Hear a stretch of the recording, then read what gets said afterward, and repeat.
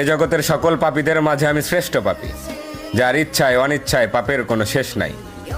জেনা থেকে শুরু করে কবিরা অবধি সকল পাপ যেন আমার চেনা সঙ্গী।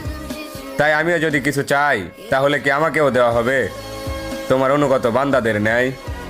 কেননা আমি শুনেছি তুমি রহমান, তুমি রহিম, তুমি এমন এক আল্লাহ যার কাছে চাওয়ার মতো চাইলে নাকি ফিরিয়ে দিতে লজ্জা পাও বান্দার হাত। তাই এবার আমিও তোমার চরণে উৎসর্গ করে দিলাম আমার শান্তির ঘুমের নিশিরাত।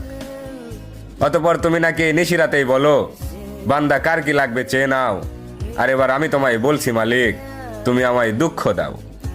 সুখে থাকলে হয়তো তোমায় ভুলে যেতে পারি, হতে পারি কারো কৃত দাস, কারণ আমি আদম সন্তান, পাপ করা আমাদের পুরনো অভ্যাস। অতঃপর ইয়া রহমান, সব ভুলের ক্ষমাস্বরূপ হয়তো মরিয়ম ইবনে ঈসার মতো আমাকে উঠিয়ে নাও, নয়তো ওমর ইবনে খাত্তাবের মতো খাঁটি হেদায়েত দিয়ে দাও।